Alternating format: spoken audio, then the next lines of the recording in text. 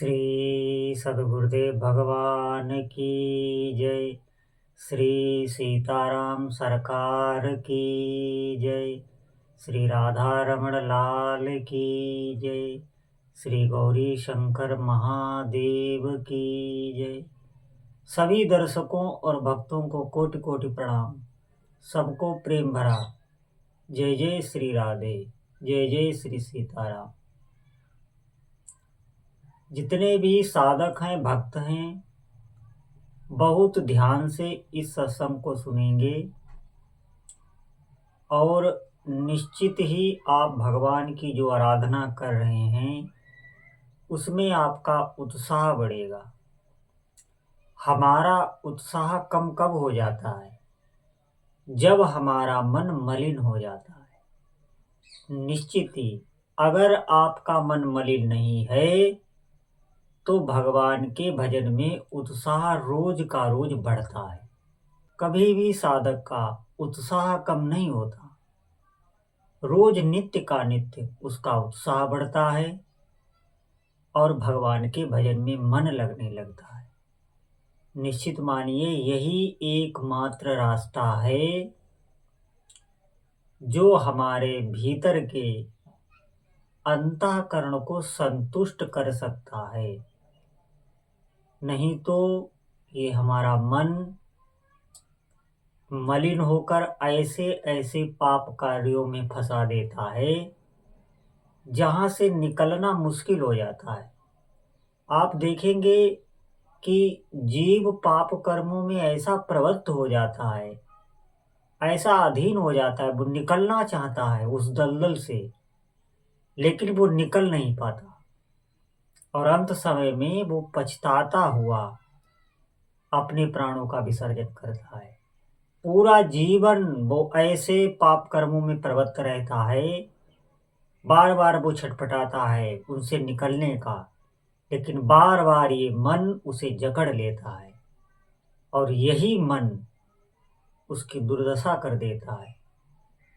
आप देखेंगे जो भगवान से विमुख हैं, पापों में प्रवृत्त हैं, ऐसे ऐसे पाप, ऐसे ऐसे भयंकर पाप वो करते हैं और उन्हीं पापों से वो नरक की ओर बढ़ते चले जाते हैं। उससे निकल नहीं पाते, वो निकलना चाहते हैं, फिर वहां से वो नहीं निकल सकते क्योंकि वो इतना आगे बढ़ जाते हैं। ये मन उन पर पूरा अधिकार जमा लेता है। निश्चित मानिए अगर आपको जीवन में आनंद चाहिए तो भगवान का भजन करना होगा। भगवान के भजन से ही ये जीवन की जितनी नकारात्मकता है, जो भी मन की गंदगी है, सब नष्ट हो जाती है। जब मन निर्मल होता है तभी वो प्रसन्न होता है, तभी वो भगवान के भजन में लगता है। उसके भीतर सात्विकता आती है, सत्कर्म ही उससे बनते हैं।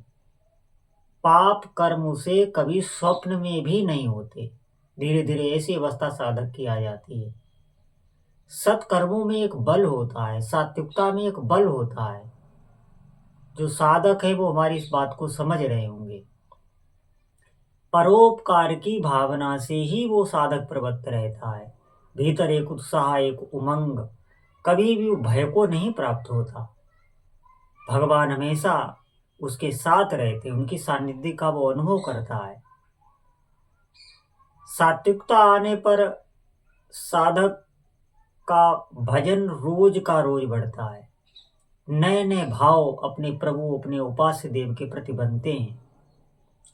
नहीं तो मैं आपको सत्य बता रहा हूं कि इस मनुष्य जीवन का आप लाभ नहीं ले पाएंगे।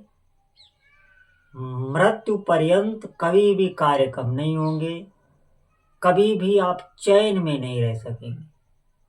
हमेशा मन आपका ऊहापोह में लगा रहेगा। कोई न कोई चिंतन, कोई न कोई भय, कोई न कोई डर, कोई न कोई आसक्ति, कोई न कोई कामना, कोई न कोई लालसा। आप हमेशा व्याकुल रहेंगे। निश्चित मानिए आपको शांति नहीं मिल पाएगी जब तक आप भगवान के भजन में, भगवान का भजन जो साधक करने लगता है, आपको दृढ़ता से करना होगा, बढ़ना होगा प्रभु की तरफ। आप निश्चित मानिए ज्यों ज्यों आपके पाप कम होंगे, त्यों-त्यों आप भजन में बढ़ते चले जाएँगे। भीतर एक आत्मबल आपके रहेगा और जीवन की जितनी ये ऊहा-पोह, मन की चंचलता, नकारात्मकता, जो भी विकार हैं, वो बिल्कुल नष्ट हो जाते हैं भगवान के भजन से। भगवान के चरणों में ही जीव को शांति मिलती है, अन्यथा उसे कहीं शांति नहीं मिल सकती। संसार में जो शांति ढूँढता है, वो आखिर में पछता के ही जाता है। हमारी इस बात को कहीं ये अर्थ ना ले लेना कि हम आपको संसार छोड़ने के लिए कह रहे हैं। उस संसार में रहते हुए ही हमारा लक्ष्य हमारे भगवान होने चाहिए, भगवान का नाम होना चाहिए। हमारा लक्ष्य भगवान का नाम ही होना चाहिए, हमारा उद्देश्य भगवान को पाना ही होना चाहिए। जो भी कामनाएं होती हैं, जो भी वैभव है, वो साधक को अपने हाथ इष्ट देव देते हैं। कभी भी नाम जापक को भगवान से ये नहीं कहना पड़ता है कि प्रभु हमारी ये मनोकामना पूर्ण कर दो, ये मनोकामना पूर्ण कर दो। अरे जिनका आप नाम रट रहे हैं, उनको आपकी पल पल की खबर है। साधक को ये बात पता नहीं चल पाती प्रारंभ में, ज्यों ज्यों उसका भजन आगे बढ़ता है, फिर वो ये सब देख पाता है कि प्रभु मुझसे कितना प्रेम करते हैं। फिर साधक को सिर्फ रोना ही आता है।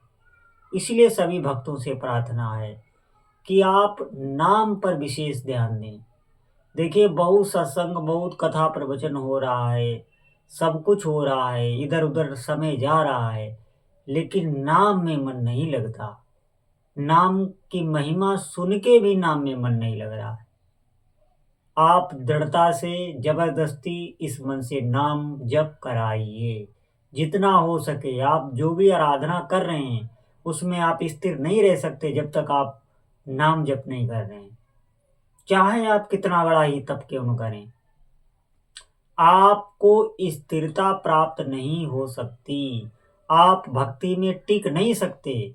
4 दिन आप करेंगे और फिर आप ही अपने नियम को तोड़ देंगे। अगर साधक नाम का दृढ़ आश्रय नहीं लेता है, नाम भगवान का प्रेम का मार्ग है। नाम रटना ही प्रेम कहते हैं, नाम रटना ही भक्ति है और नाम रटना ही शरणागति है। सभी शास्त्रों का सार भगवान का नाम जप ही है।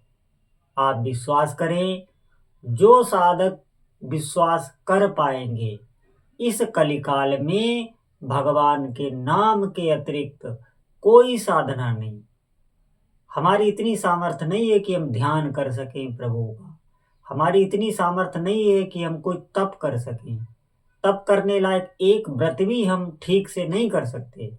आप देखेंगे तो शास्त्रों में जो साधना बताई हैं, उनका सबका सार जो महापुरुषों ने बताया है, वो भगवान नाम जप ही है। और आप अपने घर के सभी कार्य करते हुए नाम जप कर सकते हैं।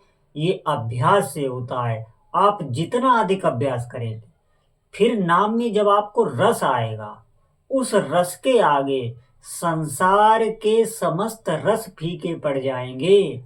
ध्यान देना इस बात पर। भगवान के नाम जप का एक रस होता है, उस रस के आगे संसार का कोई भी भोग आपको अच्छा ही नहीं लगेगा। यहाँ तक पहुँचने के लिए आपको अभ्यास करना होगा। रोज का रोज जो भी आपने नियम बनाया, उसको दृढ़ता से रोज पूरा करना है। सुबह से शाम तक आप भले कार्य क्षेत्र में रहें, लेकिन जब भी आपको समय मिले आप नाम जप करें। इसके लिए किसी पवित्रता की आवश्यकता नहीं। जो भी जीवन में आपको चाहिए, वो सब नाम भगवान देते हैं। आप इस पर विश्वास करें। जैसे भी हो, जहाँ भी हो, आज से ही भगवान नाम जप करने लगे। बोलो जय जय श्री सीताराम।